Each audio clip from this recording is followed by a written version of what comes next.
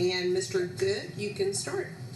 Thank you. My name is Ken Good. I am an attorney in the state of Texas. I'm also a member of the board of directors of the Professional Bondsmen of Texas.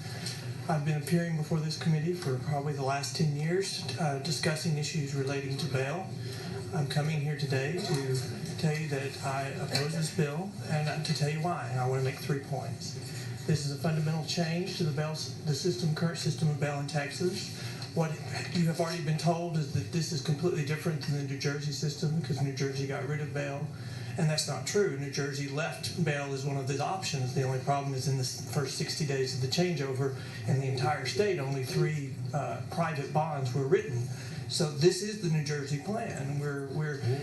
And the way we do it is we have 4 options. We have a personal bond without conditions, a personal bond with conditions, a private bond with no conditions, or a private bond with conditions. The statute requires the judge to start with the least restrictive means. And the only way that can be changed is through an evidentiary hearing offering clear and convincing evidence. So we take the discretion away from the trial court and we place the burden on the DA's office, and we have to have a hearing within 48 hours. They don't have the staff for that. That's what we're hearing from the DA's offices. The counties don't have the staff for that. We're pushing all the cost of this to the counties. And so we're requiring them to have a hearing within 48 hours of arrest to determine by clear and convincing evidence whether someone is a risk. And if they don't put on the evidence, or they're incapable of putting on, could not get it, since it's an evidentiary standard with a clear and convincing evidence standard, the trial court loses its discretion and must release them on a PR bond. That is the way I understand this bill. That's the way I interpret the bill. I know that the author disagrees with me. The Chief Justice does. Well, but that's why I say that this statute goes further than what the Judicial Commission asked for. They didn't ask in their report for a fundamental change of the definition of bail. They didn't ask that we change a PR bond to no longer being tied to any financial amount at all.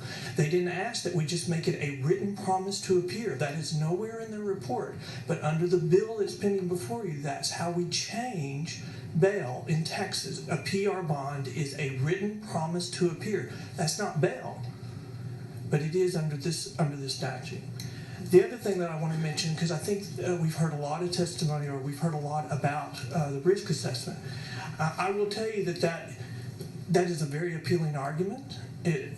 From our standpoint, to be able to have a tool that we could find the high-risk people, the people who are going to recommit crimes and who are a danger to our neighbors, that is a valuable tool to us. But we have provided a white paper to the committee, and I brought one with me.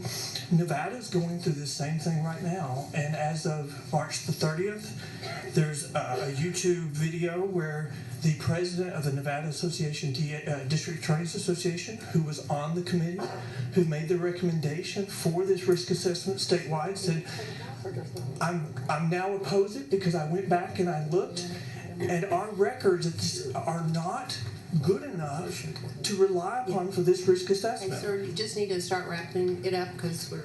I have a quick question. Senator Wittendauer has a question. And I don't plan to spend the next couple hours debating with the bail bonds industry because, sir, I understand your purpose. I mean, you're making a living under the broken system that we're trying to correct. Would you not agree with the Chief Justice and the presiding officer of the Court of Criminal Appeals, and maybe even me, a senator of some 34 years, practicing attorney in Harris County, that there are individuals in the Harris County jail tonight, low-risk offenders, and because they can't come up with $1,000. That's the only reason they're there. No, I don't agree with that. Because would you believe I have represented those individuals as court-appointed attorneys? In fact, I don't want you to believe it. I'll tell you.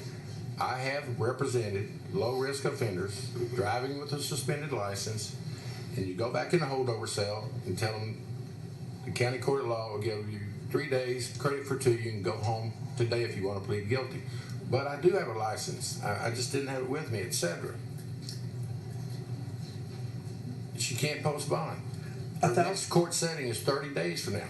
She sits there for 30 days at a cost to the taxpayers. Would you not agree with me?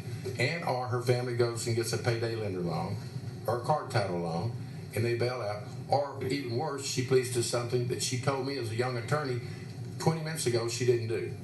Perhaps even a shoplifting case. a numerous list of non-violent offenders just want to go back to work and be with their family, and you know, and I know, they're going to be kept because they don't have $1,000.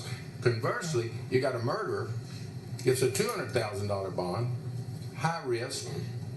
They come up with their $20,000 because they're a wealthy gangster and can go back to practicing their crime. That is what we're trying to fix in a nutshell. Would you not agree? I don't agree, Your Honor. I'm sorry, because there's nobody that has a $1,000 bond that can't get out in Harris County for $100. Because You just know that's not true. we've been doing this for 200 years, sir. We are a partner in the criminal justice But system. all I'm But- proposing is that you evaluate the relative risk assessment of those two defendants. One is going to be kept because they can't come up. Miss Bland, let's go ahead and use Miss Bland's case. 1:30 on Saturday afternoon, she had a $5,000 bond. First time she'd seen the magistrate. She needed $500 to go home, and we wouldn't have her name as a household name. The tragedy. Someone should have used better judgment, a risk assessment that woman should not have been kept in jail another 24 hours where she took her life, but for the $500. Sir, What is the rationale for that in terms of public safety? let me close with 2 points. Number one, she was charged on bogus claim, and that was for assault on a peace officer. The normal bond in that county for that offense is $25,000. She was personally magistrated, and her bond was set at $5,000. She's a poster child for mental health, and course. there was a mental health She's issue also a there. poster child for a And the broke second- person that couldn't come up with $500. But the system, And she was personally emotionally magistrated, disturbed sir. and took her life because she didn't have $500. She was still in jail. Why didn't the system do a risk assessment that we're proposing and allow her to go back to her job and her family? The system worked in her case, sir. The result was terrible. What? She should have never been arrested because it was a bogus claim. That's not the second the point I arrest wanna is make. not the issue before us today. The second point I A want woman, to a broke person couldn't come up with $500. The second point I want to make is we keep hearing this number that 75% of the jail population is pre-conviction in the state of Texas. I have looked at those numbers personally. 53% of them are in 12 counties. So this is not a statewide problem. Only 9% of the entire system is misdemeanors. And so we're talking about taking a sledgehammer to a 12-county problem. That's all I have. Thank you very much. All right, thank you, sir. And we have.